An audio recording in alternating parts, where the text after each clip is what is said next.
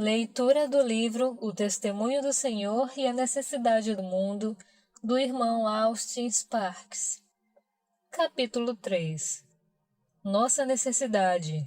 Uma visão de Deus. Leitura. Não havendo profecia, o povo se corrompe. Provérbios capítulo 29, versículo 18. O jovem Samuel servia ao Senhor perante Eli. Naqueles dias, a palavra do Senhor era muito rara, as visões não eram frequentes. 1 Samuel, capítulo 3, versículo 1. Tornou o anjo que falava comigo e me despertou como a um homem que é despertado do seu sono, e me perguntou: Que vês? Respondi: Olho, e eis um candelabro todo de ouro e um vaso de azeite em cima com as suas 7 lâmpadas e 7 tubos, um para cada uma das lâmpadas que estão em cima do candelabro. Zacarias capítulo 4, versículos 1 e 2.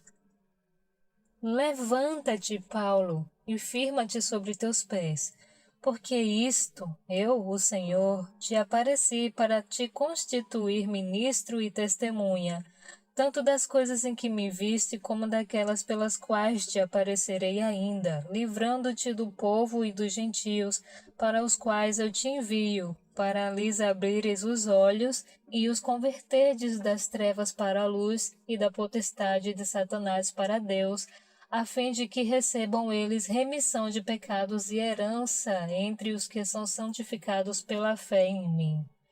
Pelo que, ó rei Agripa, não fui desobediente à visão celestial. Atos, capítulo 26, versículos 16 ao 19.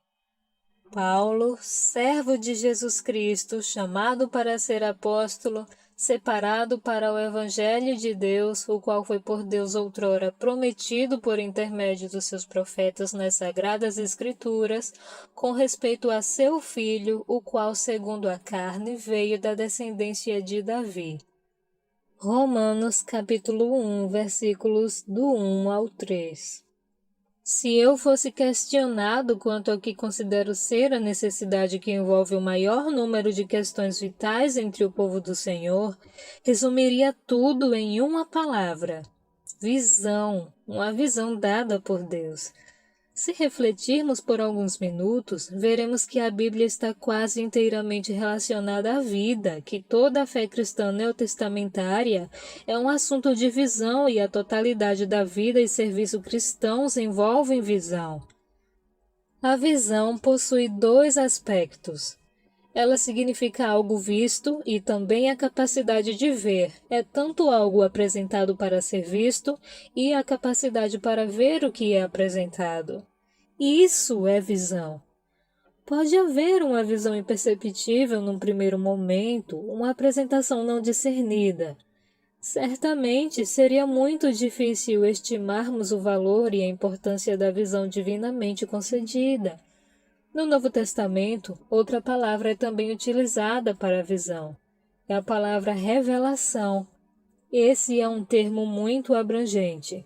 Não importando que ponto a respeito da vida cristã no Novo Testamento tratarmos, estaremos tratando de visão ou revelação.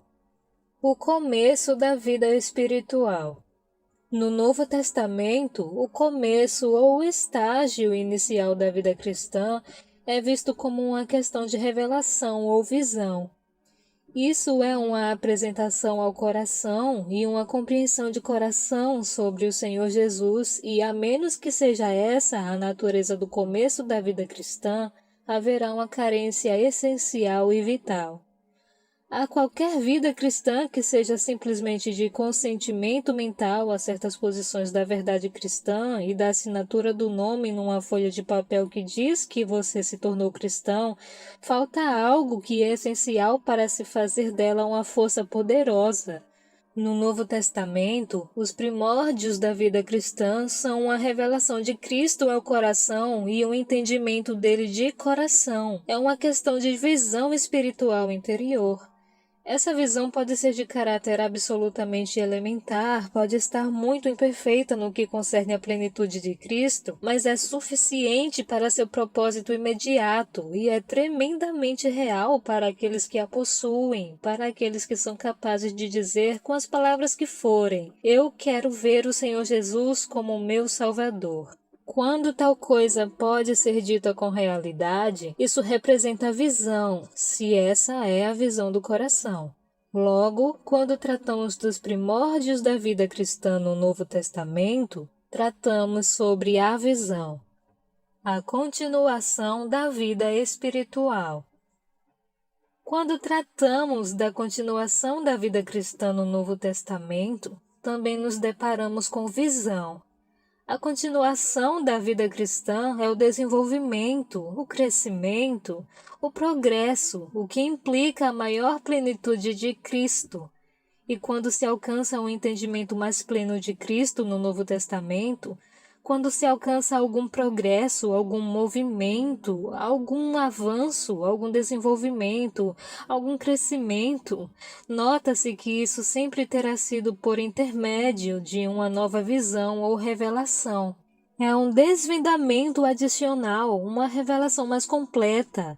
É uma capacidade de ver concedida pelo Espírito Santo e uma nova compreensão pelo coração sobre algo apresentado. É bem diferente de um mero conhecimento intelectual da doutrina cristã, o qual pode estar aquém desse poder dinâmico de expansão da vida espiritual. O verdadeiro progresso, tal como o encontramos no Novo Testamento, tem por base uma revelação nova, uma revelação mais abundante, uma nova visão. Tendo isso como verdadeiro, um crente ativo tem seu progresso marcado por ser capaz de dizer como dizia no princípio: eu quero ver o Senhor de forma nova, de forma mais abundante, com os olhos do coração iluminados. A consumação da vida espiritual. O que é verdade quanto ao início e à continuação, também o é em relação à consumação da vida espiritual. Se tratarmos da consumação da vida espiritual no Novo Testamento, veremos que isso deve ser feito com a revelação de Jesus Cristo. O que é a consumação da vida espiritual? É a aparição de Cristo e ela surge ligada, totalmente e inseparavelmente ligada, à consumação do nosso progresso espiritual. Vede que grande amor nos tem concedido o Pai, a ponto de sermos chamados filhos de Deus. 1 João capítulo 3, versículo 1. Esse é o começo. Ainda não se manifestou o que haveremos de ser. Sabemos que quando Ele se manifestar, seremos semelhantes a Ele, porque haveremos de vê-lo como Ele é. Versículo 2. Essa é a consumação da vida espiritual. Seremos como Ele, porque o veremos. Há um maravilhoso poder de mudança no ver o Senhor, do início ao fim. A visão necessária para o serviço. O mesmo fato é válido para o serviço.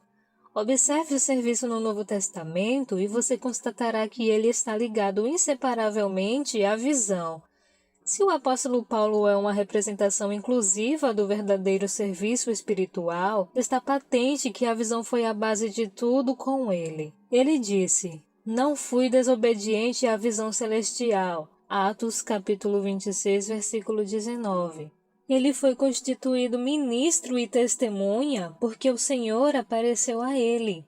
Ele fez referência a isso em sua carta aos Gálatas com palavras que nos são muito familiares. A Deus aprouve revelar seu Filho em mim para que eu o pregasse entre os gentios. Capítulo 1, versículos 15 e 16. O serviço, pois, está ligado à visão. A visão que liberta. Quão importante é, então, a visão, se ela é verdadeiramente o alicerce, a fundação, a base da vida e serviço relacionados ao Senhor Jesus. A visão exerce um poder magnífico entre o povo do Senhor. Um dos efeitos da verdadeira visão, da visão dada por Deus, é separar seu povo de tudo aquilo que seja menos que o Senhor, e não é sem importância esse efeito. É um poder libertador. E é nesse sentido que a visão é tão necessária hoje em dia. O povo do Senhor está muito limitado, muito pequeno, muito exíguo, muito coagido, muito preso, muito inibido e muito curto em seu horizonte espiritual. Esse povo está muito limitado pelas aceitações comuns tradicionais, no que se refere ao sistema, pelo era como no início, é agora e sempre será. É algo que se tornou estático, inalterado. O próprio Paulo moveu-se dentro de uma esfera muito rígida e fixa, o reino do tu deves e tu não deves. Regras que podiam ser aplicadas a um sem número de assuntos na esfera de um sistema muito rígido de vida religiosa, que o prendia de forma bastante considerável a essa terra, e então ele teve a visão do Senhor, e no dia em que recebeu essa visão dada por Deus, tornou-se livre desta terra, de tudo que está ligado ao mundo, mesmo que ligado de maneira religiosa. Ele foi livrado de tudo aquilo que com terrível poder o amarrava tão rígida e firmemente durante toda a sua antiga vida. Este é, e já nos referimos a isso, um dos milagres do Novo Testamento. Como um fariseu da pior espécie, um judeu tão extremamente radical como era Saulo de Tarso, poderia ser separado de toda a tirania e escravidão do judaísmo e ir exatamente para um lugar de liberdade onde ele podia dizer algo assim: pois, em Cristo, o que importa não é ser circuncidado ou não, mas sim ser uma nova criação. Gálatas capítulo 6, versículo 15. Pense em um homem como Saulo de Tarso dizendo isso, tendo toda a sua história atrás de si, com seu nascimento, sua criação e instrução. Não é fácil livrar-se de algo que está no próprio sangue, assim como tem estado no sangue por várias gerações. Assim, teríamos de ser daquele jeito e nunca poderíamos pensar de maneira diferente. Isso não é algo passivo, mas é algo ativo e energético em nosso ser, fazendo-nos tomar aquela direção. Assim era o judaísmo. Toda aquela tremenda veemência de Saulo de Tarso fê-lo ser mais zeloso que os outros. Avantajava-me a muitos da minha idade, sendo extremamente zeloso. Gálatas capítulo 1, versículo 14, disse ele. Tudo isso estava no sangue do homem. E agora encontramos um homem livre disso, repudiando toda essa situação e voltando-lhe as costas, pronto para combater e derrubar, agora com uma nova força e um novo poder. O que fez isso? Foi a visão. Não exatamente uma visão mística, mas algo além do psíquico. É o milagre de uma revelação de Jesus Cristo e nada mais pode realizá-lo. Esse tipo de visão liberta-nos de tudo aquilo que é menos que o Senhor, mesmo que seja algo de ordem religiosa. A visão que une. A verdadeira visão, a que é dada por Deus, é um extraordinário poder unificador e consolidador. Provérbios capítulo 29, versículo 18, toca esse ponto. A Bíblia de Jerusalém traz uma boa tradução do versículo. Quando não há visão, o povo não tem freio. Esse versículo mais literalmente seria: onde não há visão, o povo se desintegra. Ou, se você preferir, se torna em ruínas, cada um se isola, perde sua coesão, perde sua solidez. Essa é a pura verdade. Devemos tão somente observar os dias de Samuel. Naqueles dias, as visões não eram frequentes. 1 Samuel capítulo 3, versículo 1. E o que foram aqueles dias? Dias trágicos, dias terríveis.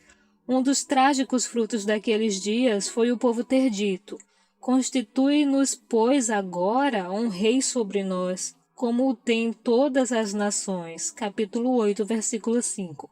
Com tal petição, eles rejeitaram a teocracia, o reinar de Deus, e quiseram um homem em lugar de Deus. Isso sempre é desastroso. Até aquela época, Deus tinha sido o rei deles, seu senhor. Ele estivera no trono, mas agora eles haviam perdido a visão e colocado um homem em seu lugar. E que tragédia isso foi! O povo foi arrasado naqueles dias, os filisteus conseguiram o domínio, a arca foi levada para o cativeiro, tudo foi marcado pela fraqueza e desintegração, o povo estava arruinado, não havia visão. Há uma tocante carência de coesão entre o povo do Senhor hoje em dia. Por que toda essa desintegração, essas fragmentações, essas partes espalhadas? Por que toda essa divisão entre o povo do Senhor? Por quê? Porque a interpretação humana tem tomado o lugar da revelação do Espírito Santo. Isso é verdade? Oh, sim! Isso é a verdade! Quando o Espírito Santo está em seu lugar e as pessoas estão sendo iluminadas e ensinadas por ele, não há duas mentes, há uma só mente, uma só visão, uma maravilhosa integração. Esta é uma tremenda necessidade hoje. Que haja uma nova revelação pelo Espírito Santo ao coração do povo de Deus e com a revelação tornem-se um só povo governado por uma só visão. Assim foi no início. Mas você poderá dizer, você está propondo um projeto de perfeição, algo que ninguém mais se atreve a ter esperança de alcançar atualmente. Bem, eu me atrevo a esperar por isso. Não por algo que inclua todo o povo do Senhor, mas eu creio que uma parcela muito maior do que é existente hoje é certamente possível. Fomos chamados para orar a fim de que o Senhor dê uma visão aos instrumentos do seu ministério nestes dias em que ele trará seu povo para dentro de uma nova revelação de si mesmo e então irá uni-lo, não como uma organização nem como uma multidão de pessoas que aceitam certa interpretação, mas uni-lo pelos laços espirituais porque quiseram ver o Senhor de forma nova. E tudo o que estamos pedindo é que haja um ministrar assim de Cristo nesse mundo, pela revelação do Espírito Santo, para que tudo que não seja Cristo seja retirado e o povo seja unido ao próprio Senhor. E se estiverem unidos com Ele, então haverá unidade e as divisões cessarão. A visão que sustenta. O que é uma visão com poder de sustentação? Tomemos o apóstolo Paulo como exemplo mais uma vez. O que o mantinha avançado? Se havia um homem, naturalmente falando, que devia desistir, esse homem era Paulo. Eu imagino Paulo resignado a tudo em algumas situações. Se eu ou você tivéssemos sido pastor da igreja em Corinto, acredito que teríamos desistido muito rapidamente.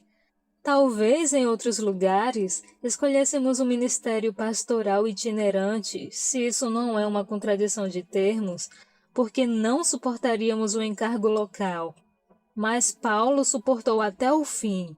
Mesmo quando eles desistiam, Paulo não desistia deles. E como ele sofreu!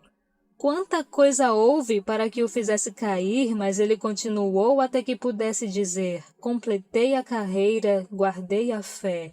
2 Timóteo capítulo 4, versículo 7.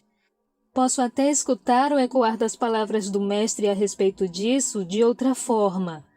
Homem algum pode tomar isso de mim, é propriedade minha. É um continuar até o fim pelo poder de Deus. Mas o que sustentou a sua caminhada?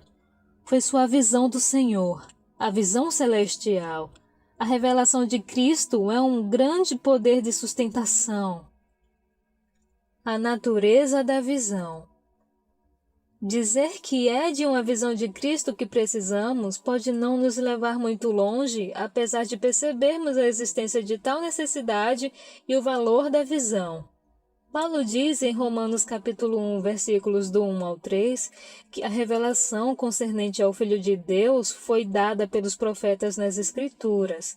Mas o que nós queremos ver, o que necessitamos ver, é que no Novo Testamento há um ajuntamento, de forma espiritual, dos significados mais profundos das visões dos profetas. Na referida passagem presente no início da carta aos Romanos, na qual o apóstolo diz que recebemos com respeito ao Filho o que fora prometido por intermédio dos profetas, temos ao menos a sugestão de que no Novo Testamento está definido o valor espiritual daquilo que os profetas viram, daquilo que estava na visão dos profetas. Ilustraremos tal colocação com alguns exemplos. Dissemos que no Novo Testamento temos, de forma espiritual, para o nosso entendimento sobre Cristo, aquilo que, em verdade, estava inicialmente encoberto na visão dos profetas. Tomemos 4 ilustrações da visão profética. A visão de Cristo como o soberano cabeça da Igreja. Voltemo-nos ao profeta Isaías, no capítulo 6 de suas profecias, e observemos essa conhecida passagem. No ano da morte do rei Uzias, eu vi o Senhor assentado sobre um alto e sublime trono, e as abas de suas vestes enchiam o templo. Versículo 1. É o evangelho concernente ao Filho, prometido por intermédio dos profetas nas Escrituras. Mas em que lugar aparece o evangelho? Isso é uma questão de visão. Como isso está representado no Novo Testamento? O Novo Testamento é cheio da supremacia e da sublimidade do Senhor assentado sobre o trono, e o Novo Testamento é cheio de suas vestes enchendo o templo. Em outras palavras, é a soberania absoluta de Jesus Cristo como cabeça da sua igreja. Deus ressuscitou-o dentre os mortos e fê-lo sentar à sua direita nos lugares celestiais, sentado sobre um trono, acima de todo principado e potestade e poder e domínio, alto e sublime, para ser o cabeça sobre todas as coisas. O deu à igreja, a qual é o seu corpo, a plenitude daquele que a tudo enche em todas as coisas. As abas de suas vestes enchiam o templo. Efésios capítulo 1, versículos 20 ao 23. Isso é uma revelação de Cristo em seu encabeçamento sobre todas as coisas concernentes à igreja, que é o seu corpo, a qual é a plenitude dele. Busquemos uma visão disso. Busquemos uma revelação disso ao nosso coração pelo Espírito Santo e vejamos o seu poder de libertação e de sustentação. Essa deve ser a revelação presente no coração. É isso que o Senhor tem procurado revelar há um longo tempo e cada vez mais ao nosso coração. Visto que esse é o aspecto da visão que nos foi apresentado, você e eu temos de buscar ao Senhor a fim de obter a capacidade espiritual para ver tal aspecto. E isso nos remete a outro fragmento da mesma carta. Que Deus vos conceda espírito de sabedoria e de revelação no pleno conhecimento dele, iluminando os olhos do vosso coração. Capítulo 1, versículos 17 e 18. Iluminados os olhos do vosso coração. Esse é outro aspecto da visão.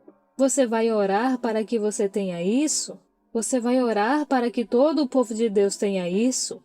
Quando o povo do Senhor alcançar uma nova revelação espiritual pelo Espírito Santo sobre o soberano encabeçamento de Cristo e começar a reter a cabeça, Colossenses capítulo 2, versículo 19, tirarão da mente tudo o que é local, pessoal, diferente e disperso no mundo. Esse é o lugar da unidade. Não teremos discórdias entre nós como filhos do Senhor se Cristo for o absoluto e soberano cabeça em nossa vida. Quando o Senhor Jesus alcançar o domínio completo como cabeça em nossa vida, toda a independência de ação e vida, toda a vontade própria, todo o rumo próprio, busca própria, glória própria e vindicação própria irão embora. Esses são os elementos que separam-nos uns dos outros.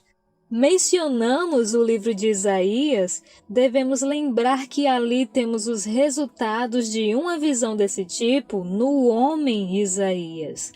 Tal visão tem um efeito imediato de humilhá-lo até o pó. Sim, perdemos todo o orgulho, toda a importância quando vemos o Senhor em glória. Ai de mim! Isso é humilhação. Logo após a humilhação, há a consagração. Eis que ela, a brasa, tocou os teus lábios, tua iniquidade foi tirada e perdoado o teu pecado. E após a humilhação e a consagração, vem o chamamento. Quem há de ir por nós? Disse eu, eis-me aqui, envia-me a mim. Capítulo 6, versículos 6 ao 8. Uma vida adequada aos propósitos do Senhor para o serviço é o resultado completo de uma revelação do senhorio absoluto e soberano de Jesus Cristo. Concluímos isso do livro de Isaías e assim foi no Novo Testamento. Vá ao livro de Atos e você verá que o serviço lá fluía como fruto da exaltação de Cristo a quem eles tinham visto. A visão de Cristo em seu senhorio universal. Passando por Isaías, Efésios e Colossenses, movamo-nos agora até Daniel. Temos de nos deter em umas poucas passagens. Não podemos ir a fundo nas visões de Daniel, mas resumindo-as, qual será o resultado principal? Não representam elas o curso da história do mundo movendo-se em direção a Cristo para a sua, da história, consumação? Os impérios passam como um espetáculo teatral perante os olhos espirituais desse profeta. Continuando nesta visão, ele contempla esses poderosos impérios mundiais, cada um sendo derrubado antes de seu sucessor. E, ao final, ele vê uma pedra lapidada sem mãos dividir a história desse mundo, e um reino edificado cujo fim não é visto e nunca será visto, e o domínio e a autoridade concedidos ao povo do Altíssimo, e o Altíssimo vindo reinar, pois dele é o direito de reinar. Esta é a consumação da história do mundo, o teatro de todos os impérios movendo-se em direção a Cristo. Essa é uma grande lição espiritual, mas seu valor espiritual aparece imediatamente na carta aos Colossenses, bem como em outras partes do Novo Testamento, e lá está perfeitamente claro que o predestinado propósito de Deus para este mundo é que Cristo seja, ao fim, tudo em todos, preeminente e em absoluto no universo, e apesar de parecer que outros poderes estão controlando a história deste mundo, há forças muito mais poderosas controlando e parecendo conduzir seu destino. Quando Daniel viu essas forças trabalhando, como por exemplo durante as conquistas de Alexandre o Grande em todo o mundo, não há dúvida de que ele se maravilhou com o fim que esperava por esse império. Esse homem, Alexandre, havia capturado e conquistado tudo, subjugando todas as coisas, e não havia mais reinos a conquistar, pois ele já possuía o domínio absoluto. E então, Daniel viu Alexandre o Grande derrubado com um sopro, destruído antes que alcançasse meia-idade, e outro poder sobrevindo. E Daniel viu mais. Qual seria o fim de tudo isso? Ele vê o fim nas mãos do Filho do Homem. Notemos o mundo de hoje e então questionaremos olhando naturalmente. Bem, o que acontecerá depois? As coisas vão de mal a pior. Veja como estão todas as coisas. Veja quanta coisa terrível acontecendo no mundo. Vemo-las e perguntamos: qual será o fim disso? O fim será Jesus no trono do domínio universal. Nada pode evitar isso. Tenha isso em seu coração e veja quanto poder essa visão terá. A visão tem um poder imenso. Onde não há visão, o povo certamente se fará em pedaços. Você certamente cairia em pedaços se estivesse preso às condições do mundo. E se tais condições fossem tudo o que você pudesse ver, é o coração do homem enfraquecendo-o pelo medo. Mas faz toda a diferença quando se tem a visão. Colossenses capítulo 1, versículos 16 e 17 estabelece definitivamente: nele foram criadas todas as coisas. Tudo foi criado por meio dele e para ele. Ele é antes de todas as coisas. Nele tudo subsiste, e ele está destinado pelos eternos conselhos de Deus para ter por fim a preeminência em todas as coisas. Versículo 18. O primeiro capítulo da carta aos Colossenses é a soma espiritual das visões de Daniel. A visão da igreja como o corpo de Cristo. Passemos imediatamente de Daniel a Ezequiel. Dentre as muitas visões de Deus concedidas a Ezequiel, selecionamos uma que nos é muito familiar. A do capítulo 40, a visão do templo que está para vir, o templo designado para a época final. A visão é de um anjo com uma cana de medir, um junco, vindo e medindo o pátio e o templo, e tomando, de forma detalhada, as medidas de todos os elementos relacionados ao templo. Os muros, seu comprimento e extensão, cada passagem, cada corredor, cada câmara, cada vaso, tudo registrado em suas dimensões exatas. E está muito bem determinada a razão dessas coisas, como por exemplo, para que serve cada câmara.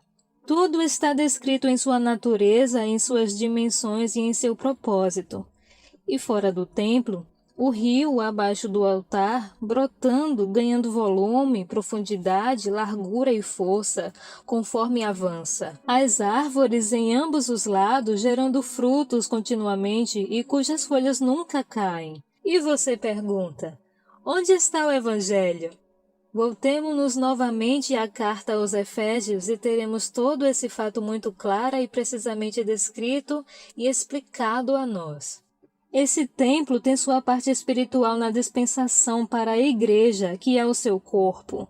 E aqui nesse templo temos Cristo manifestado como a igreja e temos as medidas de Cristo, nas quais seu povo há de se encaixar para que cada um exerça uma função segundo a justa cooperação de cada parte, conforme Paulo expõe em Efésios capítulo 4, versículo 16. Essa é a sua medida em Cristo. Não esteja aquém dela nem tente excedê-la. Então alcançaremos nossa plena medida quando estivermos juntos. Paulo registra, até que todos cheguemos à unidade de fé, à perfeita varonilidade, à medida da estatura da plenitude de Cristo. Versículo 13. Não somente temos uma medida, como também temos um lugar para funcionar em Cristo, para que haja nesse templo os lugares do ministério, e cada um tenha seu lugar designado no ministério, e cada junta funcione e cada membro cumpra a sua função. Porque o corpo é um e tem muitos membros. Primeira carta de Paulo aos Coríntios, capítulo 12, versículo 12. Mas nem todos os membros têm a mesma função. Romanos, capítulo 12, versículo 4. Apesar de cada um ter a sua função, não a mesma função, mas todos têm um ministério. E existem as câmeras para o descanso dos servos do Senhor, os lugares de descanso. E você e eu viemos para descansar em Cristo. Estamos tão familiarizados com isso, que tal afirmação nem dispara mais uma sensação de maravilhamento ao nosso coração. Mas o Evangelho aparece em tudo isso e veio por revelação por meio dos profetas. Que bom seria se você e eu tivéssemos a visão da igreja como o corpo de Cristo, da maravilhosa ordem celestial, segundo a qual a cada um de nós é dada uma medida, de acordo com nossa medida, e que nós temos de ser operantes nessa medida. Para cada um de nós é dado um lugar em Cristo, e para cada um é dado um ministério em Cristo, e cada um, por ter um lugar, uma medida e um ministério, deve conhecer seu próprio descanso em Cristo. A revelação espiritual da igreja como o corpo de Cristo é algo maravilhoso, e quando vemos a igreja desse modo, sentimos vergonha de nós mesmos, porque sempre pensávamos que havia alguma instituição aqui na terra que fosse a igreja. Nessa revelação celestial do que é a igreja, todos os santos têm seu lugar respectivo, alcançando sua medida em Cristo e cumprindo seu ministério em Cristo. Essa é a igreja, o templo, um templo santo no Senhor. Você irá rogar por essa visão, por essa revelação? Você irá orar para que o povo do Senhor em todos os lugares alcance isso? Temos de orar sobre isso. Essa é uma necessidade hoje. A visão do vaso vencedor. Vamos encerrar esse livro com uma palavra de Zacarias. Dentre as visões de Zacarias está do capítulo 4. Tornou o anjo que falava comigo e me despertou como a um homem que é despertado do seu sono e me perguntou, que vês? Respondi, olho e eis um candelabro todo de ouro. Versículos 1 e 2. Um candelabro todo de ouro. O que é isso segundo a revelação do Novo Testamento? Isso é um instrumento inteiramente de Deus aqui na terra para manifestar o testemunho de Jesus, algo inteiramente de Deus, que não é feito pelo homem nem constituído pelo homem, mas algo que Deus produziu e no qual há um testemunho flamejante de Jesus pelo óleo do Santo Espírito. Quem dirá que o Senhor não necessita disso hoje? Quem dirá que o povo do Senhor não precisa retornar a isto ou ir em direção a isto? Ser para ele um vaso, um instrumento que seja totalmente constituído por Deus, feito daqueles elementos divinos de puro ouro, nos quais o testemunho queima e resplandece e não cessa, porque o óleo incessante do Espírito está fluindo desimpedidamente. Isso não é impossível. Não está além da vontade do Senhor para este momento. Esses são os constituintes da visão do Senhor Jesus. Eles são apenas alguns aspectos de Cristo, não são? É isso que entendemos como a revelação de Cristo Jesus. Vemo-lo como cabeça da igreja, soberano Senhor, tão relacionado ao seu corpo que ele é o corpo e seu corpo é espiritualmente ele mesmo. E aqui temos todo aquele significado de lugar, medida e ministério e regozijo do Senhor. Então, o Senhor é aqui expresso num vaso que é todo dele, com seu testemunho vivo queimando nesse instrumento. Não deixe que isso seja meramente visionário. Peça ao Senhor que salve você de que isso se torne algo apenas visionário e, ore para Cristo se tornar uma revelação viva em seu coração. Não é algo da mente ou da imaginação. Amado, isso é real. Pode ser colocado em linguagem mais branda, em termos mais sucintos, mas é o que se tornou a paixão do coração de alguns de nós. É o que tem libertado alguns de nós, é o que tem sustentado alguns de nós, é o que tem constituído o ministério de alguns de nós. Logo podemos dizer que é o que está mantendo alguns de nós juntos, quando nada mais poderia juntar-nos. É a capacitação do Espírito Santo para compreendermos Cristo. Concluímos com a pergunta feita pelo anjo. Que vês? Qual é a sua visão? Em primeiro lugar, você teve uma visão? O progresso, o ministério e tudo relacionado à vida são decorrentes da visão, de outro modo não servem para nada. O que você vê? Também é importante, quando temos uma visão, que sejamos capazes de declará-la. Se você tiver uma visão, você poderá explicá-la, você poderá declará-la, ou ela ficará trancada em você. Tudo isso nos conduzirá no futuro para uma oração muito definida. Esta é a direção da oração. O testemunho do Senhor em realidade, um instrumento para esse testemunho, a verdadeira visão espiritual, a revelação de Cristo ao coração. O povo do Senhor em todas as partes precisa de visão. Vamos orar para que seus olhos sejam abertos, orar para que nós, tanto quanto possível, tenhamos um ministério de abrir olhos e que isto seja verdade para nós. Para os quais eu te enviei, para lhes abrir os olhos e os converterdes das trevas para a luz e da potestade de Satanás para Deus, a fim de que recebam eles a remissão de pecados e herança entre os que são santificados pela fé em mim. Quando não há visão, o povo não tem freio. Não fui desobediente à visão celestial. Atos capítulo 26, versículo 17 e 18, Provérbios capítulo 29, versículo 18 e Atos capítulo 29, versículo 19. Peçamos ao Senhor que Ele mesmo nos dê a visão. Que Deus vos abençoe.